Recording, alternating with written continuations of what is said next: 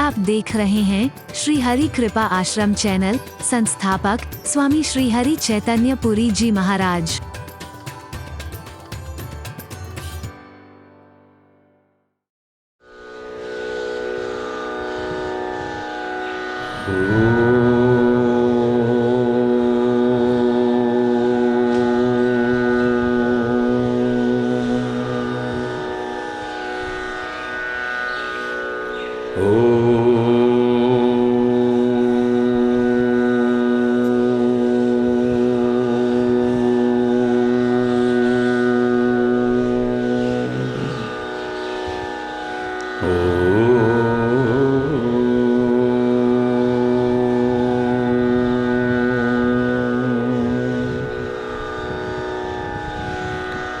सर्वे भवन्तु सुखिनः, सर्वे सन्तु निरामयः, सर्वे भद्राणि पश्यन्तु, मा कश्चित् दुःखभाग् भवेत्।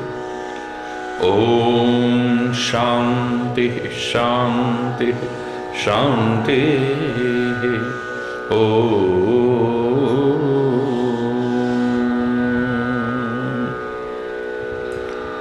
त्वमेव मातास्य पिता त्वमेव बन्धुश्च सखा त्वमेव विद्या द्रविणं त्वमेव सर्वं मम देव। ॐ शान्तिः शान्तिः शान्तिः।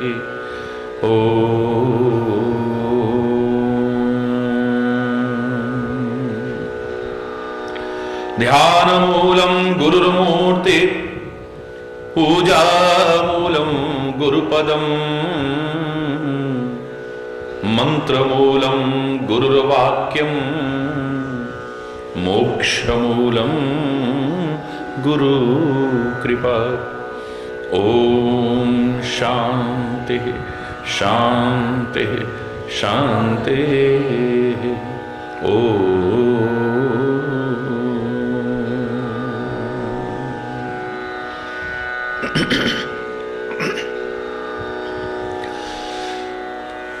पितुमातु सहायक, स्वामी सखा,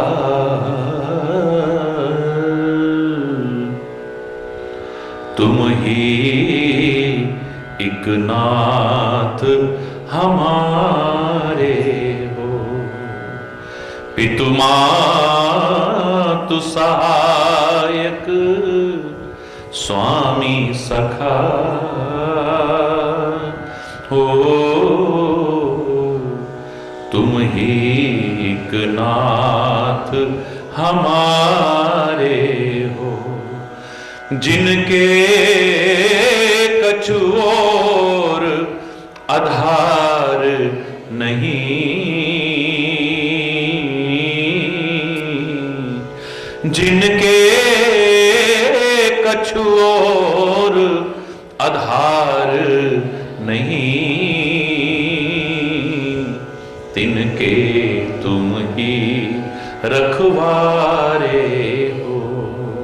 तिनके तुम ही रखवारे हो। पितुमातु सहायक, स्वामी सखा हो, तुम ही एक नाथ, तुम ही एक नाथ। सब भांति सदा सुखदायक हो, सब भांति सदा सुखदायक हो। दुख दुर्गुण नाशन हारे हो, दुख दुर्गुण नाशन हारे हो। प्रतिपाल करो सिगरे जग को,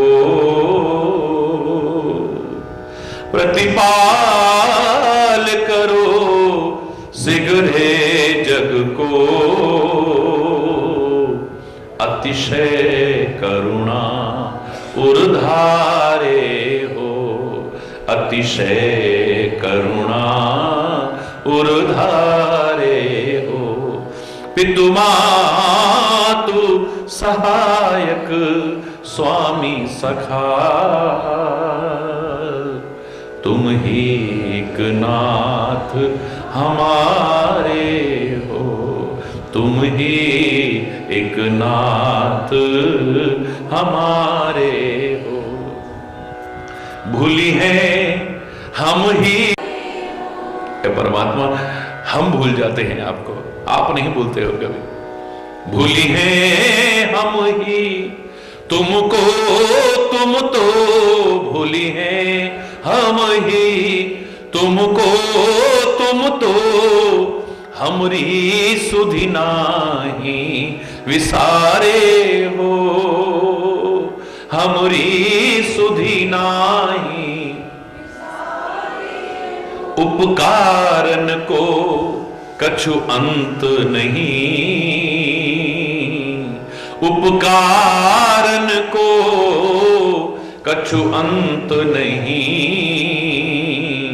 छिन ही छिन जो विस्तारे हो, छिन ही छिन जो विस्तारे हो। पितु मातु सहायक स्वामी सखा, तुम ही एक नाथ हमारे हो, तुम ही एक नाथ। महाराज महामहिमा तुम्हारी, महाराज महामहिमा तुम्हारी। समुझे विरले बुद्धिवारे हो, समुझे विरले बुद्धिवारे हो। शुभ शांति निकेतन प्रेम निधे, शुभ शांति निकेतन प्रेम निधे। मन मंदिर के उजियारे हो, मन मंदिर के उजियारे हो। पितु मातु सहायक स्वामी सखा, तुम ही एक नाथ हमारे हो, तुम ही एक नाथ। इस जीवन के तुम जीवन हो, इस जीवन के तुम जीवन हो। इन प्राणन सो भी प्यारे हो, इन प्राणन सो भी प्यारे हो। तुम सो प्रभु पाए प्रताप हरि, तुम सो प्रभु पाए प्रताप हरि। के ही के अब और सहारे हो, के ही के अब और सहारे हो। पितु मातु सहायक स्वामी सखा, तुम ही एक नाथ हमारे हो, तुम ही एक नाथ हमारे हो, तुम ही एक नाथ।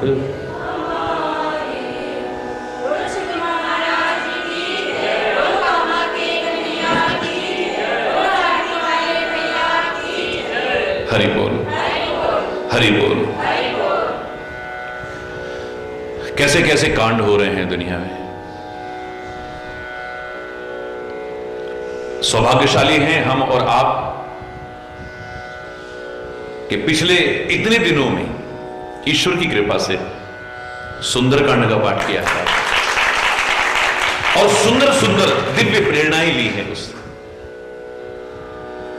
मानस वही है, गीता वही है, महाभारत वही है, रामायण वही है, पुराण वही है।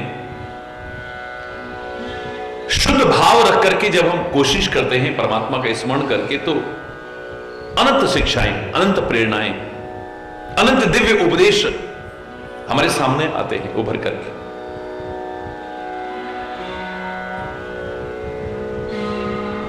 ये जो हमने पाठ किया है, इससे प्राप्त शिक्षाओं, प्रेरणाओं और संदेशों की जो चर्चा की है, ये खाली चर्चा ना हो, हमारे जीवन के आचरण में उतर जाएं। तो मैंने आपसे कहा कि ये मंगल करने वाला है, परमात्मा का चरित्र भी मंगल करने वाला है, परमात्मा का नाम भी मंगल करने वाला है, परमात्मा भी मंगलकारी है। मंगल भवन अमंगलहारी कहते हैं उसे। जीवन में मंगल ही मंगल होगा, लेकिन खाली चर्चा करने तक ना रहे। किसी भी कार्यक्रम की शुरुआत हम करते हैं मंगलाचरण करके। कोई भी कार्यक्रम जब हम प्रारंभ करते हैं तो मंगलाचरण करते हैं। कल भी मैंने आपसे कहा, आप श्लोक बोलते हैं, बड़ी अच्छी बात है, आप स्तुति गाते हैं, बड़ी अच्छी बात है, लेकिन मंगलाचरण की पूर्णता कायम है, मंगल में आचरण हो जाए हमारा, तब है मंगलाचरण। आचरण हमारा मंगल है, आचरण के बिना नहीं। आप चाहते हैं गुरु महाराज के चरण आ जाए हमारे घर में, परमात्मा के चरण आ जाए, आचरण जाए अगर तू चाहता। आचरण पहले अपना सुधार ले, आचरण जाए अगर तू चाहता।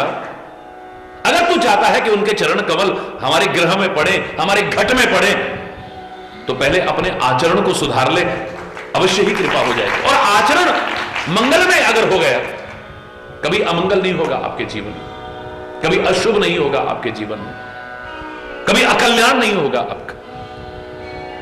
बहुत सुंदर सुंदर भाव बना करके ईश्वर की कृपा से हमने अनंत शिक्षाएं ली हैं, बस इन्हें अपने आचरण में उतारना है और आगे भी बड़े सुंदर भाव लेकर के और प्रयास करना है। क्योंकि कोई भी चीज हमें वैसी नजर आती है जैसी हमारी भावना होती है। बियावान जंगल से एक व्यक्ति निकल रहा, घनघोर जंगल, बियावान जंगल में, और उसने एक टूटा हुआ खंडहर देखा। उस टूटे हुए खंडहर को देख करके अंदर से एक भाव जागृत हुआ, ध्यान लगाने की कितनी अच्छी जगह है, यहां तो कोई डिस्टर्ब नहीं करेगा, कितना एकांत है यहां, कितनी शांति है। समय नहीं था, बैठा नहीं, ध्यान नहीं लगाया, लेकिन ऐसे विचार व्यक्त करके वो आगे चला गया। एक दूसरा व्यक्ति उसी बियावान जंगल में उसी टूटे हुए खंडहर के पास से निकला।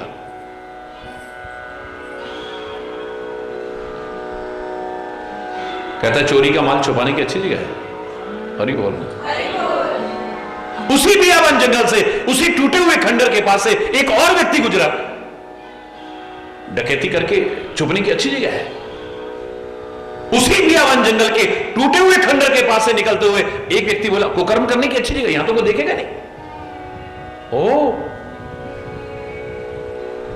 उसी जंगल में, उसी खंडहर के पास से निकलते हुए एक व्यक्ति ऐसे आंखें तले, अच्छा मेरे इलाके में मुझे पता ही नहीं था, जरूर इसमें चोर डकैत छुपते होंगे, आज अकेला हूं, कल पूरी फोर्स लेकर के आऊंगा। चोरों और डकैतों के छुपने का अड्डा नजर आ रहा है।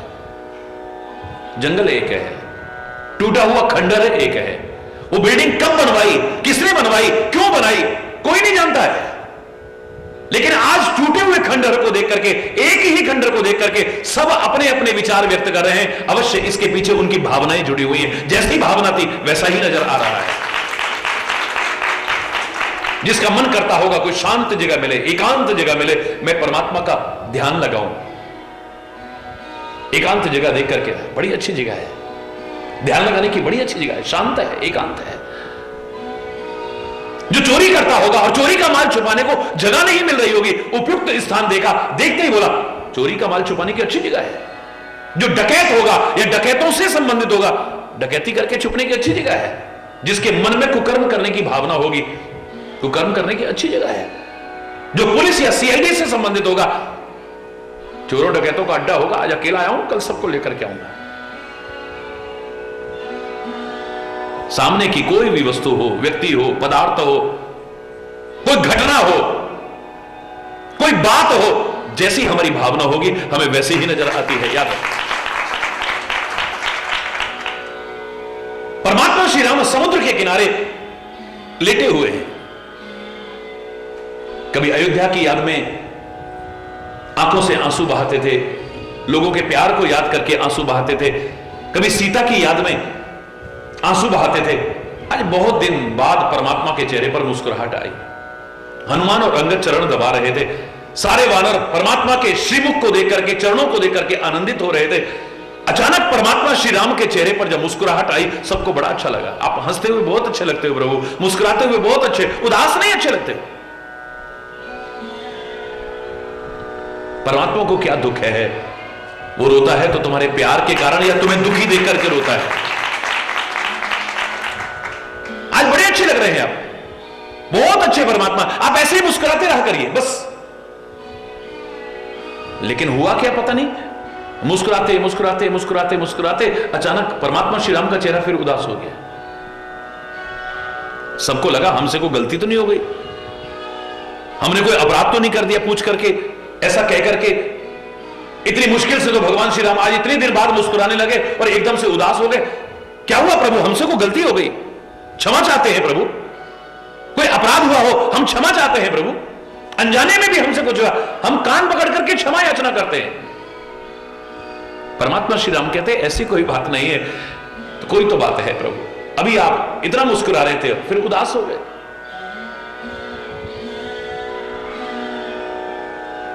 परमात्मा श्री राम लेटे लेटे ही कहते हैं हरि बोल। तीन बात, पूर्णिमा के दिन पूर्ण खिला हुआ चांद जब मैंने देखा,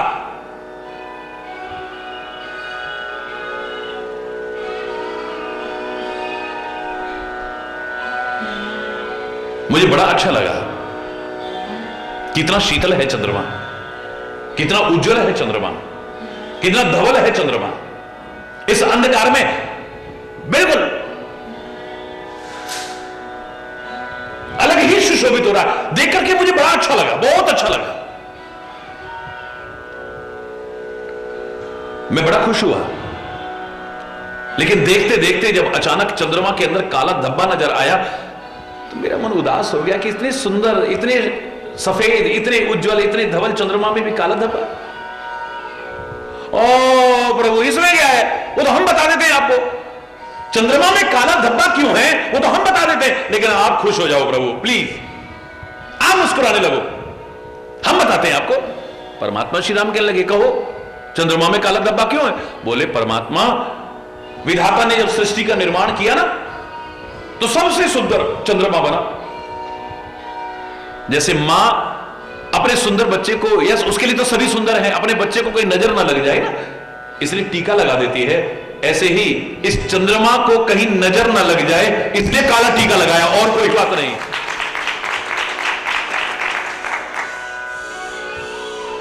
दूसरा बोला नहीं प्रभु नहीं, चंद्रमा में काला धब्बा क्यों है इसका कारण तो कुछ और है, मैं बताता हूं आपको, लेकिन आप मुस्कुरा जाओ बस। तुम बताओ भाई चंद्रमा में काला धब्बा क्यों है? भाई चंद्रमा को कलंक का टीका लगा हुआ है। अपने गुरु बृहस्पति की पत्नी के प्रति इसके मन में जो दुर्भावनाएं आई थी वो इसको कलंक का टीका लगा हुआ है, और कुछ नहीं है। वो काला धब्बा लगा हुआ है इसके ऊपर, वही काला काला नजर आ रहा है, और क्या है? आप प्रसन्न हो जाओ। तीसरा बोला नहीं प्रभु, अब तीसरा कुछ ऐसा बोला कि उसके सामने किसी के बोलने की हिम्मत ही नहीं, क्योंकि वो तो वानरों का राजा है। सुग्रीव का नंबर आया, कह सुग्रीव सुनहु रघुराई, ससी महू परत भूमि के झाई। सुरगीव कहने लगा, हे परमात्मा श्री राम, मैं बताता हूं आपको चंद्रमा में काला धब्बा क्यों है, बस आप प्रसन्न हो जाओ। क्यों है? बोले पृथ्वी की परछाई चंद्रमा में पड़ रही है, वो जो पृथ्वी की परछाई चंद्रमा में पड़ रही है वो काली काली नजर आ रही है, और कुछ भी नहीं है प्रभु।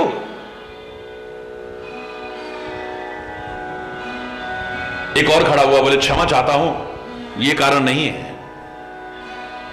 मारे उराहु ससी कह कोई,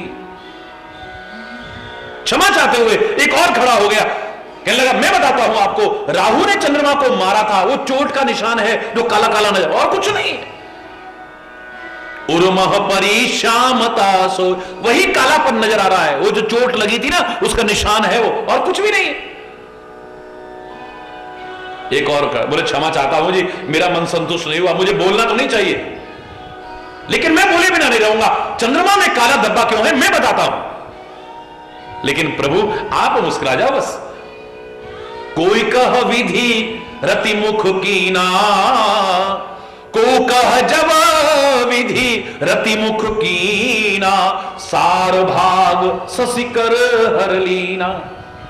विधाता ने जब सारी सृष्टि बनाई तो सबसे सुंदर पुरुष बना कामदेव। अब कामदेव जब इतना सुंदर पुरुष बना, मन आया कि इसकी नारी भी बहुत सुंदर होनी चाहिए।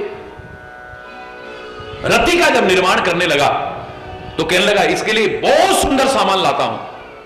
अचानक नजर आया चंद्रमा मेरा बनाया हुआ है, इससे ज्यादा सुंदर और कोई नहीं है। इसी का सार भाग लेकर के मैं रति के मुख का निर्माण करता हूं। तो विधाता ने क्या किया, चंद्रमा का सार भाग हरण किया और उसने रति का मुख निर्माण किया। तभी तो आज भी कोई सुंदरी हो, सुंदर स्त्री हो, क्या कहते, चंद्रमुखी कहते। चंद्रमा का सार भाग हरण करके उसका सुंदर मुख बनाया। बस वो चंद्रमा से जो सार भाग लिया था ना वो छेद हो गया, उस छेद के पीछे से जो आकाश नजर आ रहा है ना वही काला काला है। और क्या है? परमात्मा, और कुछ भी नहीं है। हे श्री राम आप मुस्कुराओ बस। भगवान बोले मैं बताऊं चंद्रमा में काला धब्बा क्यों है? हरि बोल। क्योंकि कभी कोई उठने को तैयार, कभी कोई उठने को तैयार, कभी कोई उठने को तैयार। किसी ने कहा नहीं प्रभु आप बताओ। प्रभु खुद कहते हैं भाई मैं बताता हूं, बैठो बैठो बैठो। प्रभु कह गरल बंधु ससिकेरा, अति प्रिय निज उर्दीन बसेरा।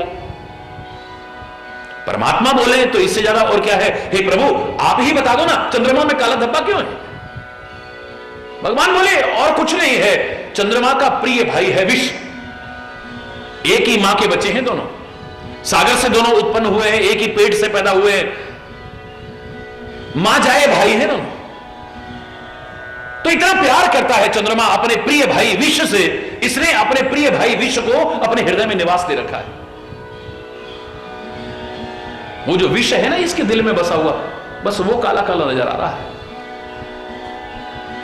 और इसका प्रमाण है परमात्मा श्री राम कहते हैं विष संयुद्ध कर निकर पसारी, जारत विरहवंत नर नारी। ये जो इसके अंदर जहर बसा हुआ है ना, वो जहर के द्वारा जो विरहवान नारी और नर होते हैं, पुरुष स्त्री होते हैं, जो वियोगी होते हैं, विरही होते हैं, जिनका प्रियजन दूर हो गया होता है, ये उनको सताता है। सारी सारी रात उनको नींद नहीं आती है, तारे गिन गिन करके, चांद को देख देख करके पूरी रात निकालते हैं वो। ये जहर से जलाता है, उनको चैन नहीं मिलता है। ये कहकर के प्रभु श्री राम की आंखों से आंसू बरसने लगे। हनुमान चुपचाप बैठे हुए थे, प्रभु की झांकी निहार करके आनंद विभोर थे। सबने कुछ ना कुछ बोलने की कोशिश की, लेकिन हनुमान कुछ नहीं कह रहा है। अचानक सबने प्रार्थना की कि हनुमान जी आप भी तो कुछ कहो।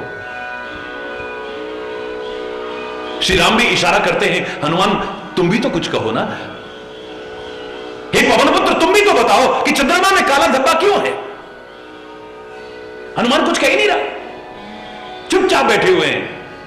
जब सबने प्रार्थना की और प्रभु श्री राम ने बार बार कहा, तब गदगद कंठ से, आंखों में आंसू भर के, रोमांचित शरीर से हनुमान जी बड़े धीरे धीरे कहते हैं, कहे हनुमंत सुनहु प्रभु, ससी तुम्हार प्रिय दास।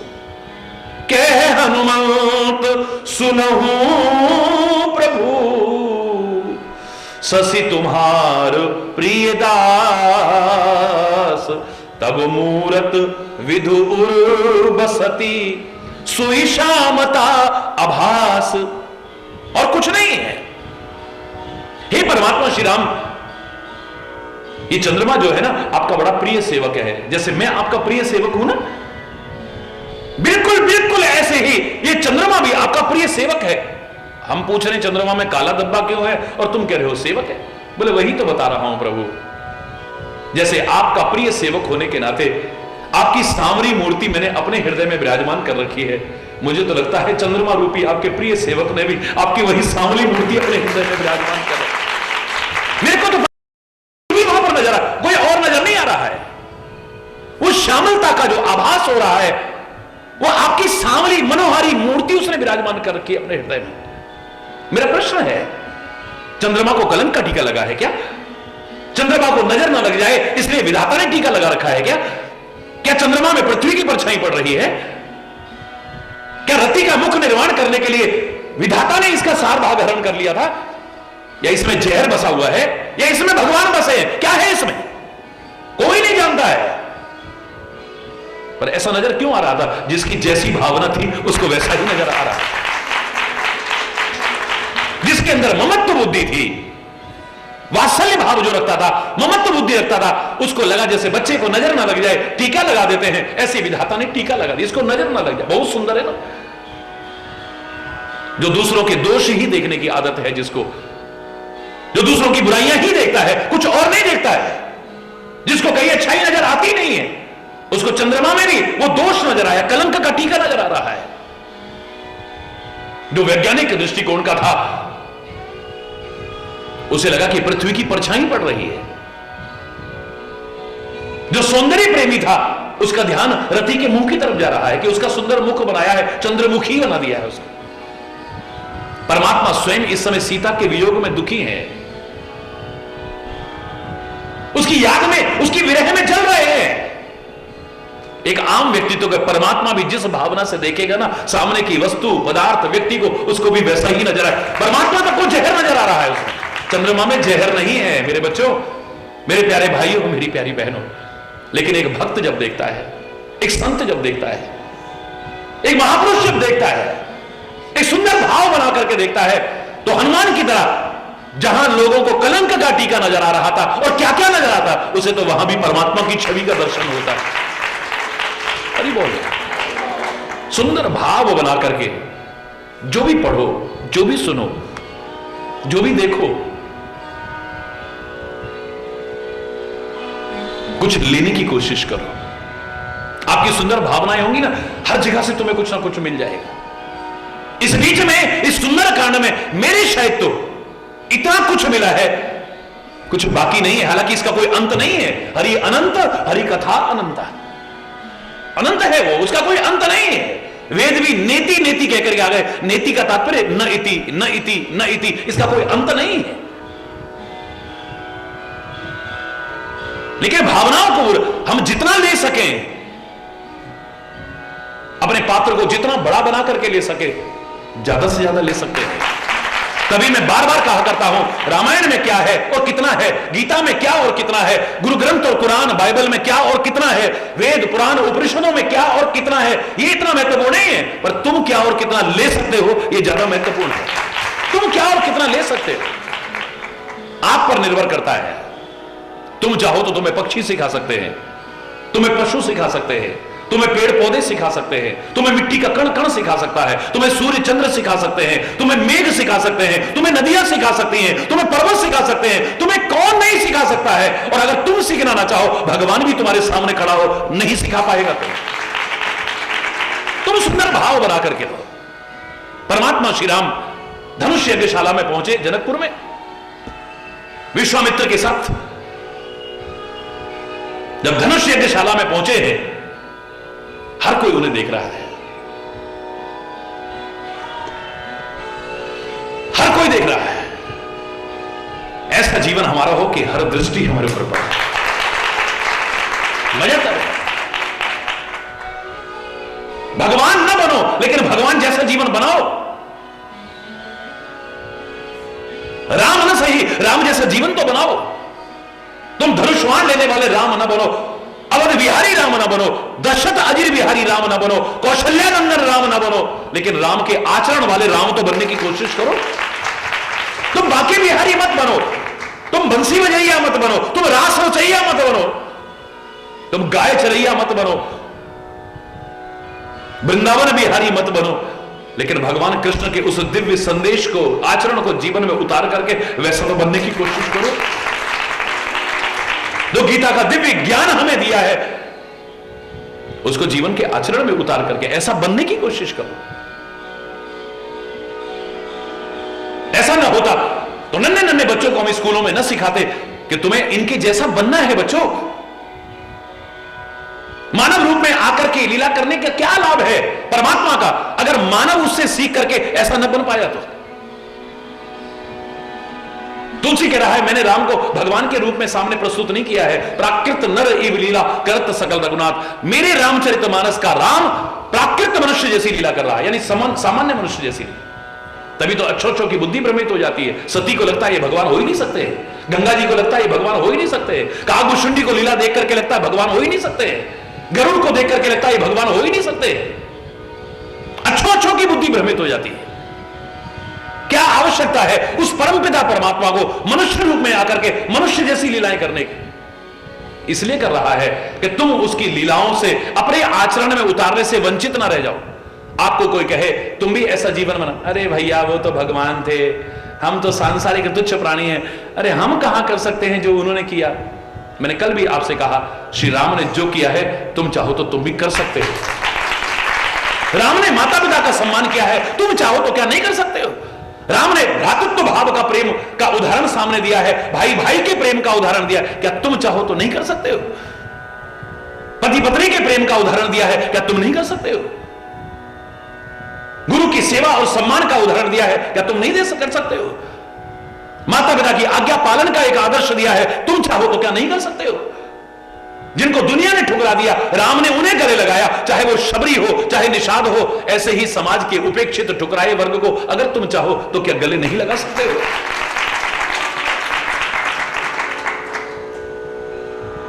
धर्म की संस्थापना में समर्पित हो गए हैं श्री राम, तुम चाहो तो क्या नहीं कर सकते हो। अधर्म के विनाश के लिए सर्वस्व अर्पण कर दिया है, क्या तुम चाहो तो नहीं कर सकते हो। हरि बोल ना, जोर से बोलो ना। छोटे छोटे बच्चों को स्कूल में सिखाया जाता है। मैंने बताया था एक स्कूल में मैं गया, एक नन्हा सा बच्चा आगे बढ़ा, तुतलाती भाषा में कहने लगा माला जी मेरा भी एक भजन। जैसे नन्हे से बच्चे के मन में भाव आ रहा है, इतने लोगों के बीच में अच्छों की हिम्मत नहीं होती बोलने की, मन कर रहा है बोलने दो।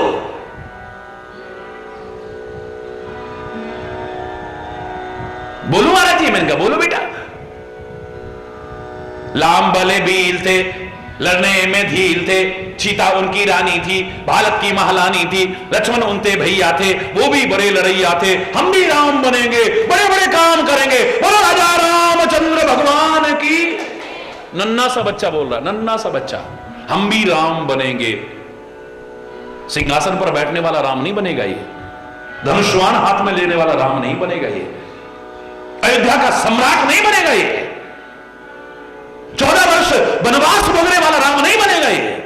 लेकिन राम की मर्यादाओं को जीवन में उतारने वाला राम तो हम सबको बनने की कोशिश कर रही है। परमात्मा श्री राम जैसे ही धनुष यज्ञशाला में हर एक की आंखें नजरें हर तरफ से हट करके सेंटर ऑफ अट्रैक्शन बन जाए, आकर्षण का केंद्र बन गए, हर नजर उधर रही। लेकिन जो हर नजर उठ रही है प्रभु की ओर एक ही भाव से नहीं देख रही है। कोई कहता है कितने प्यारे बच्चे हैं, देखो तो कितने प्यारे बच्चे हैं, एक ही आंखें लेकर है कितने सुंदर राजकुमार हैं। मार्ग में भी चले आ रहे हैं तो तुलसी लिखते हैं निज निज रुचि अनुसार, पुरुष स्त्री हर कोई बच्चे सब अपनी अपनी रुचि के अनुसार देख रहे हैं, अपनी अपनी भावना के अनुसार देख रहे हैं।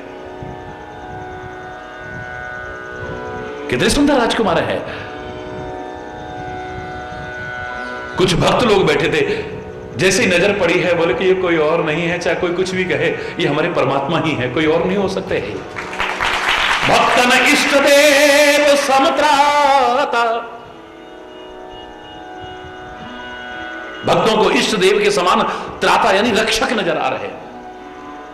कुछ योगी लोग बैठे थे वहां, जैसे ही देखा बोले योगी ने परम तत्व में भाषा, योगियों को परम तत्व स्वरूप नजर आ रहे हैं।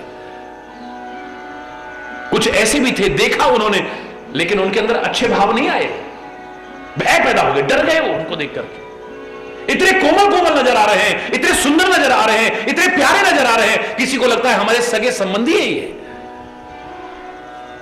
रहता असुर जे छो निपवेशा, तीन प्रभु प्रगट काल सम देखा।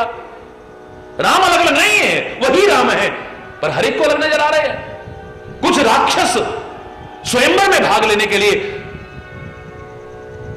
राजाओं का नकली वेश बना करके वहां बैठे हुए थे, कपट वेश बना करके बैठे थे। उन्होंने जैसे देखा उन्हें तो लगा कि काल आ गया है, डर गए वो सारे के सारे, उनकी रूह कांपट गई अंदर से, भयानक नजर आ रहे हैं उनको। अब राम भयानक है या कोमल है? हरि बोल। तुलसी को लिखना पड़ा है, जिनके रही भावना जैसी, जिनके रही भावना जैसी, हरि मूर्ति देखी तिन तैसी, प्रभु मूर्ति देखी तिन तैसी। राम अलग अलग नहीं है, वह सबको अलग अलग नजर आ रहे हैं। उसका कारण यही है, जैसी जिसकी भावना थी उसको वैसे ही नजर आ रहे हैं। परमात्मा श्री राम ने सारे वानरों को इकट्ठा किया। सेतु निर्माण के बाद, यद्यपि प्रसंग सुंदरकांड के बीच नहीं, पर लेकिन शुभारंभ तो यहां हो चुका है ना, भूमिका बन चुकी है सागर पर सेतु निर्माण की, कैसे कैसे बनना है, क्या होना है। तो जब सेतु निर्माण हो गया, सारे वानरों को बुलाया, अपनी कृपा की दृष्टि डाली, सबकी थकावट दूर है। इतना परिश्रम करने के बाद, हरि बोल। परमात्मा श्री राम क्या लगे, वानरों मैं तुम्हारा ऋण कभी चुका नहीं सकता हूं। आज तुमने वो किया है मेरे लिए, धर्म की संस्थापना के लिए, मैं तो क्या ये भारत भूमि आपका ऋण कभी नहीं चुका सकेगी। धन्य है आप लोग, आज तुमने असंभव को संभव करके दिखा दिया है, कठिन को सरल करके दिखा दिया है। कोई मानेगा नहीं कभी कि समुद्र पर पुल का निर्माण हुआ है, और ऐसे मूर्ख हैं आज भी जो कहते हैं सेतु बंद रामेश्वर था ही नहीं। हरि बोलना, समुद्र में पुल था ही नहीं।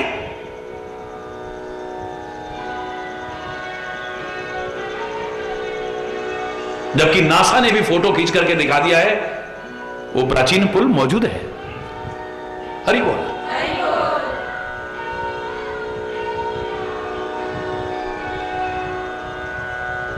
धन्य हो आप लोग, धन्य है आपका परिश्रम।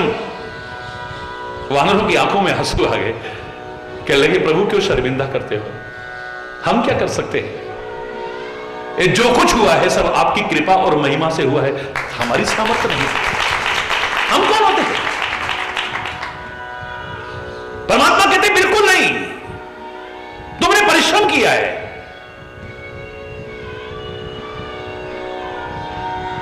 मेहनत रंग लाई है तुम्हारी, तुम बड़ी दूर दूर से पहाड़ और चट्टानों को उठा उठा करके लाए हो। नल और नील जिन्हें कभी श्राप था आज वरदान सिद्ध हो रहा है, उनके छूने पर ये पानी में तैरने लगे। ये तुम्हारी महिमा है।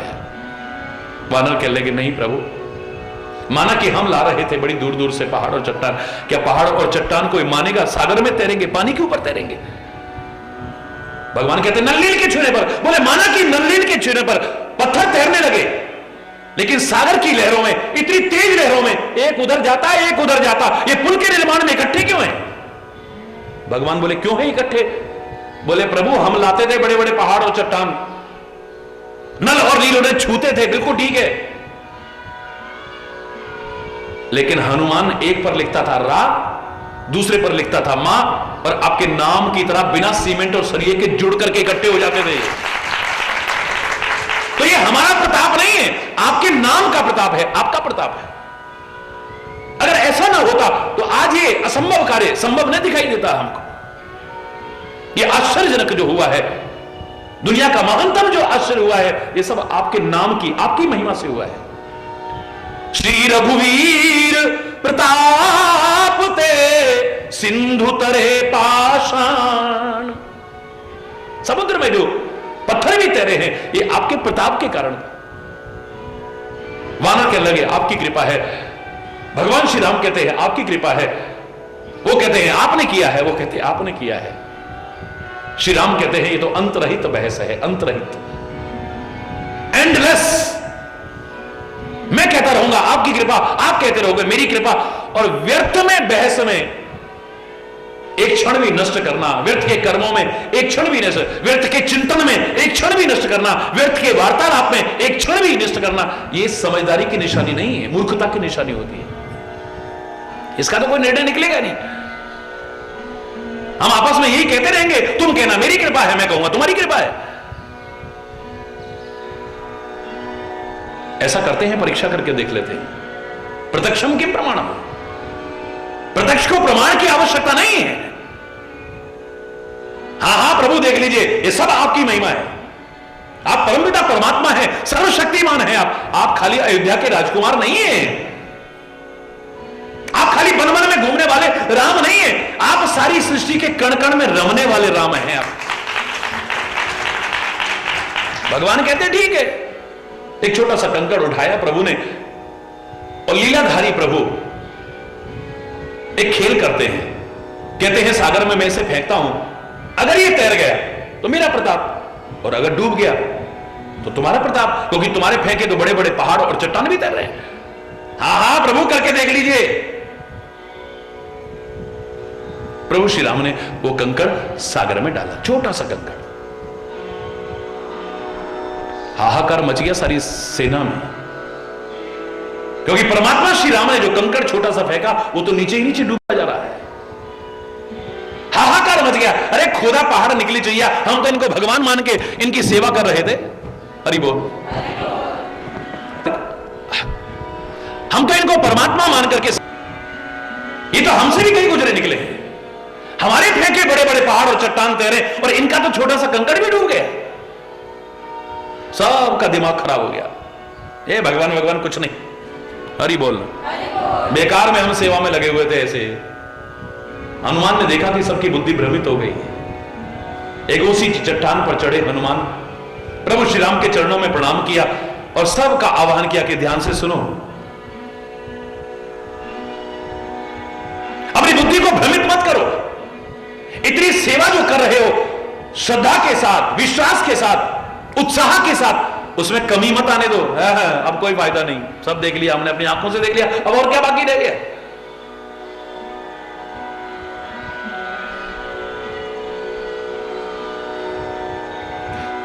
अरे वानरों, तुम्हारे फेंके बड़े बड़े पहाड़ और चट्टान भी क्यों तैरे, और प्रभु श्री राम का फेंका छोटा सा कंकड़ भी क्यों डूबा, जानते हो तो? बोले आपको जानने की जरूरत नहीं है, सामने अपनी आंखों से देख लिया, अब क्या जानना है? बोले नहीं, जान लो जरा, मैं बताता हूं तुम्हें। श्री राम भी कहने लगे अब क्या बाकी है?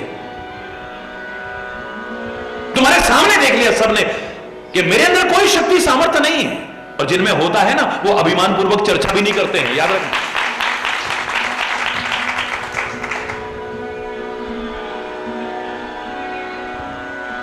हनुमान कहता है प्रभु आप भी ध्यान से सुनो, और हे वानरों आप भी ध्यान से सुनो।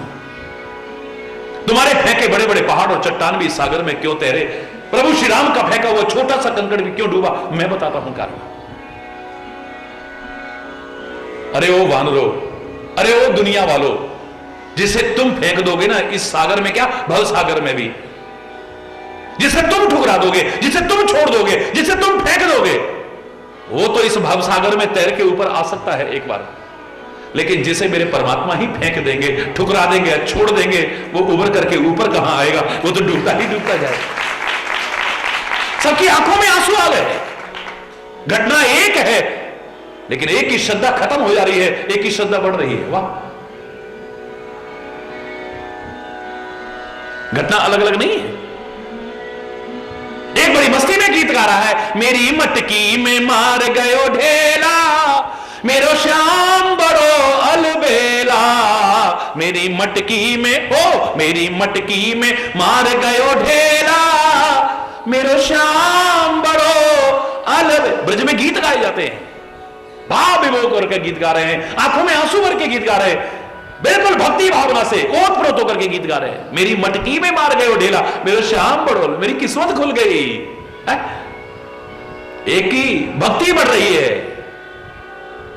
एक की श्रद्धा खत्म है। ये भी भगवान है, कोई कंकड़ियां मार रहा है? अरे बोलना, घटना एक ही है, घटना अलग अलग नहीं है। एक की श्रद्धा बढ़ रही है, एक की श्रद्धा घट रही है। कंकर परमात्मा श्री राम ने एक ही फेंका है, औरों की श्रद्धा, हनुमान की श्रद्धा बढ़ रही है, बानरों की श्रद्धा घट रही है। आखिर क्या कारण है?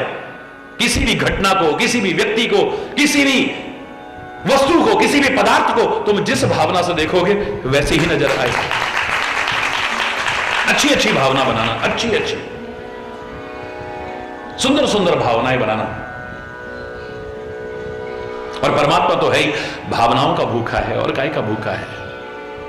परमात्मा ने स्वयं कहा है, एक कवि के शब्दों में देखिए, भाव का भूखा हूं मैं और भाव ही बस सार है, भाव से मुझको भजे तो भव से बेड़ा पार है, भाव बिन सुनी पुकारो को कभी सुनता नहीं, और भाव की एक टेर भी करती मुझे लाचार है, भाव का भूखा हूं मैं और भाव ही बस सार है, अन्न धन और वस्त्र भूषण कुछ न मुझको चाहिए, अन्न धन और वस्त्र भूषण कुछ न मुझको चाहिए, भाव से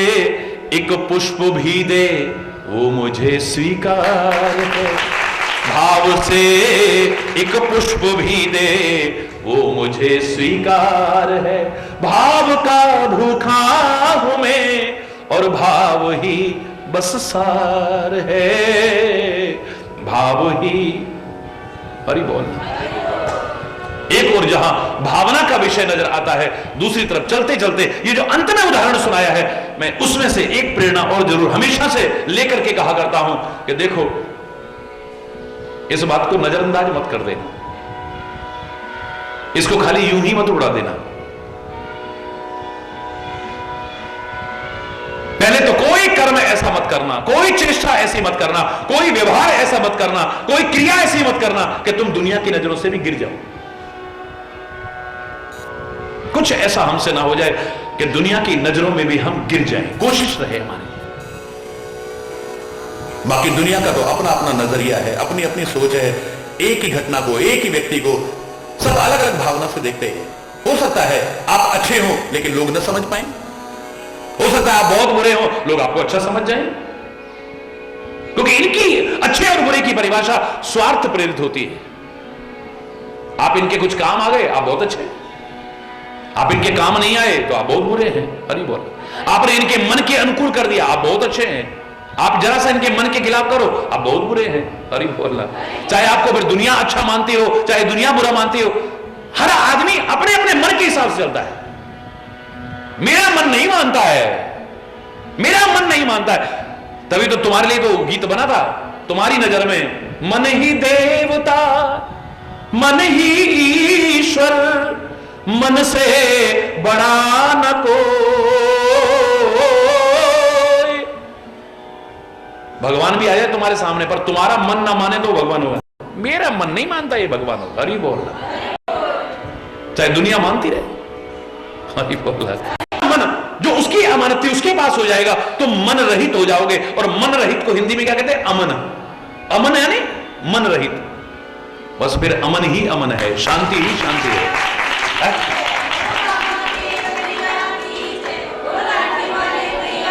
ये दुनिया कई बार बुरों को भी अच्छा समझ जाती है, अच्छों को भी गलत समझ जाती है। सोचे तो फिर तुम परवाह मत करना। अगर तुम्हारी अंतरात्मा कहती है कि तुम बहुत अच्छे हो, अंतरात्मा, मन नहीं,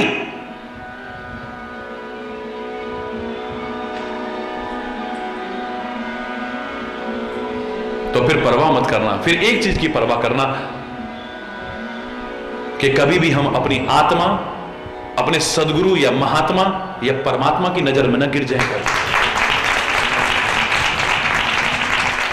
पहले तो दुनिया की नजरों से भी न गिरे, कुछ ऐसा ना। लेकिन दुनिया नहीं समझ पाती है, बड़ों बड़ों को नहीं समझ पाई है। जिनकी दोष दृष्टि बन गई है, उनके सामने भगवान को भी खड़ा कर दोगे ना, कमियां ही कमियां गिना देंगे। और अवतारों की छोड़ो, मर्यादा पुरुषोत्तम श्री राम, जिन्होंने कदम कदम पर मर्यादाओं का पालन किया, उनको खड़ा कर दो। जो दुनिया के दोषी ही देखते हैं, उनके सामने मर्यादा पुरुष, काय का मर्यादा पुरुष था, बाली को छुप के मार दिया, ले हरी बोलना, ऐसा मुंह बनाएंगे, ऐसे अजीब सी हरकतें करेंगे। काय के मर्यादा पुरुष, ले बाली को छुप के मार दिया। काय के मर्यादा पुरुषोत्तम, गर्भवती सीता को जंगलों में भटकने, अरे ऐसी हालत में तो दुश्मन को भी घर से नहीं निकालता कोई, गर्भवती को बेचारी को जंगलों में भटकने को छोड़ दिया है। काहे की मर्यादा पुरुषोत्तम, शंभू का वध कर दिया, खाली किस लिए? तपस्या कर रहा था। जिनकी दोष दृष्टि बन जाएगी, वो तो परमात्मा भी दोष निकाल के दिखा देंगे। अगर तुम में निकाल दिए तो कौन सी बड़ी बात है? फिर दुनिया की परवाह मत करो। अगर तुम्हारी कोई आलोचना करता है, हम एकदम से उत्तेजित हो जाते हैं, मां बाप पर उत्तेजित हो जाएंगे, बड़ों पर उत्तेजित हो जाएंगे। संतों महापुरुषों ने भी अगर हमारी कोई कमी बता दी हमारे भले के लिए, हमें गुस्सा आ जाता है। अरे जब कोई हमारी कमी कोई भी बताए, उस समय विचार करो अंतरात्मा से, ये कमी है तो नहीं, अगर है तो दूर करो और उनके एहसानमंद हो कि उनकी कृपा से तुम्हारी कमी दूर हो गई। वरना पता नहीं तुम्हें क्या फल भोगना पड़ता, तुम्हारी जिंदगी किस प्रवाह में बह जाती पता भी नहीं चलता। कबीर जैसे तो हाथ जोड़ के कहते हैं, निंदक नियरे राखिए आंगन कुटी छवाए। अगर कोई हमारी निंदा करने वाला हो, बुराई करने वाला हो, खर्चा देके भी रखना पड़े ना अपने पास, एक जरूर रखो, क्योंकि ये तो हमारी जिंदगी को साफ कर जाते हैं, निर्मल कर जाते हैं। हमें तो अपनी कमी नजर आती नहीं, और कोई बताए तो बुरा लगता है। हरि बोलना। हम तो अपने गलत को भी सही समझते हैं, अपना पक्ष रखते हैं। दूसरों की कमियां नजर आ जाएंगी, अपनी नहीं। हरि बोलना। और दूसरा, चाहे सामने भगवान भी खड़ा कर दो, उसमें भी कमियां निकाल के देख देंगे। जब कोई आपकी बुराई करे, आपकी आलोचना करे, दो विकल्प हैं आपके सामने। पहला, अंतरात्मा से विचार करो, कमी है तो नहीं, है तो उसे दूर करो, और एहसानमंद हो उसके जिसने बताई आपको, और जीवन को अच्छा बनाओ और अच्छा बनाओ। और अगर नहीं है ना, तो फिर परवाह मत करो, अच्छाई के मार्ग पर चलते रहो। दुनिया ने किसी को नहीं छोड़ा जो तुम्हें छोड़ेगी, परवाह करने की जरूरत नहीं। फिर परवाह करना दुनिया की नहीं, आत्मा की, सदगुरु और महात्मा की और परमात्मा की। बस उनसे प्रार्थना करते रहना, खुद कोशिश करना और उनसे प्रार्थना करते रहना। नजरों से गिराना ना, चाहे जितनी सजा देना, नजरों से गिराना ना, चाहे जितनी सजा देना,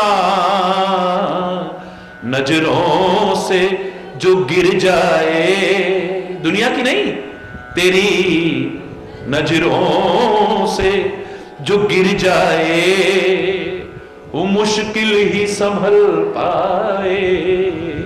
नजरों से, तेरी नजरों से जो गिर जाए, मुश्किल ही संभल पाए। भगवान मोहन तेरे चरणों की गर धूल ही मिल जाए, सच कहती हूं मेरी तकदीर संवर जाए, सच कहती हूं मेरी तकदीर संवर जाए। एक बार फिर प्रार्थना करो, नजरों से गिराना ना, चाहे जितनी सजा देना, नजरों से जो गिराना ना, चाहे जितनी सजा देना, नजरों से जो गिर जाए, तेरी नजरों से जो गिर जाए, वो मुश्किल ही संभल पाए। मोहन तेरे चरणों की गर धूल ही मिल जाए, सच कहती हूं मेरी तकदीर संवर जाए। क्योंकि दुनिया की नजरों से जो गिर गया, एक बार उसके तो उभरने की संभावना हो सकती है। जो अपनी आत्मा की नजरों में गिर गया, सदगुरु और महात्मा की नजरों में गिर गया, जो परमात्मा की नजरों में गिर गया, उसकी कभी उभरने की संभावना नहीं। सुंदर कांड में किसी कवि ने गलत नहीं कहा था, सुंदर सुंदर कांड में सुंदर है सब बात। हरि बोल। जो इतने दिन आपने सुना है, सब सुंदर सुंदर ही बातें हैं। सुंदरता से शुरू हुआ था, सिंधु तीर एक भूधर सुंदर। हरि बोल। सुंदर सुंदर बातें हैं, सारी बहुत सुंदर बातें हैं। अगर जीवन में अपना लो तो तुम्हारा जीवन सुंदर नहीं सुंदरतम हो सकता है।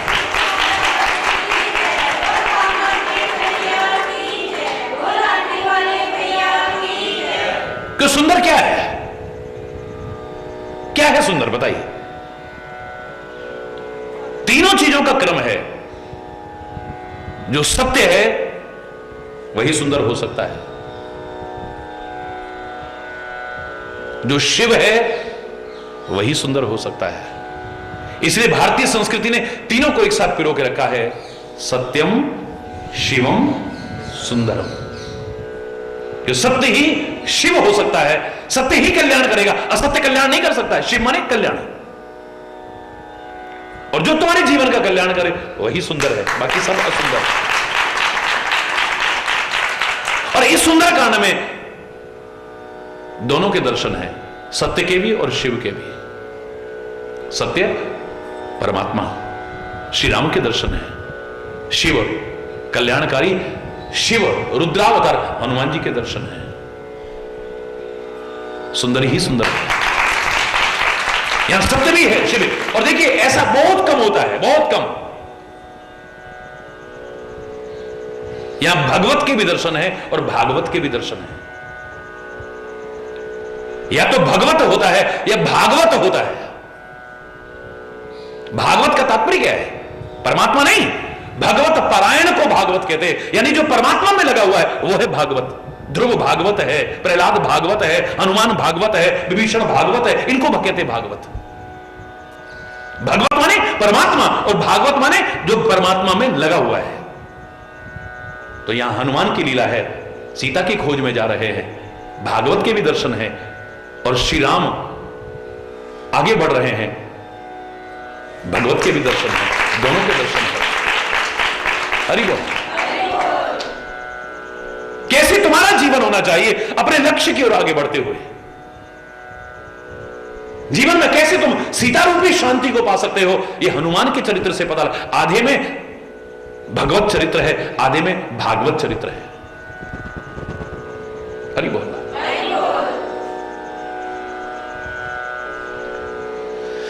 ये जो भागवत हैं, जिन्होंने भगवत पारायण होकर के दिखाया है, भगवत कृपा के पात्र बनकर के दिखाया है, उनको देख करके सीखो और स्वयं भी परमात्मा के कृपा पात्र बनो, भगवत पारायण बनो, स्वयं भी भागवत बनो।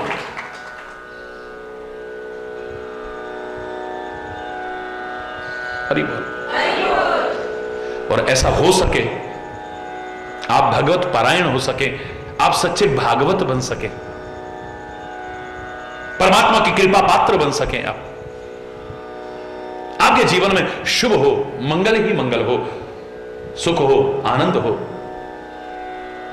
नैतिकता हो, मर्यादा हो, सदा आचरण हो आपके जीवन में, राष्ट्रीयता हो, मानवता हो आपके जीवन में। इन्हीं शुभ कामनाओं के साथ, परमात्मा से इसी प्रार्थना के साथ और आपको इस आवाहन के साथ आज इस सुंदर कांड चरित्र का न चाहते हुए भी यहां संपूर्णता की ओर, यद्यपि संपूर्ण नहीं है, न इति न इति, अंत नहीं है और अनंत भाव आते रहेंगे, पहुंचाता रहूंगा। हरि बोल। कोई गलत शब्द निकला हो उसके लिए क्षमा चाहता हुआ अपनी वाणी को विराम दूंगा। एक बार जोर से बोलेंगे, धर्म की अधर्म का प्राणियों में, विश्व का, गौ माता की, भारत माता की, गंगा माता की, संत समाज की, भारत की देवियों की, भक्त समाज की,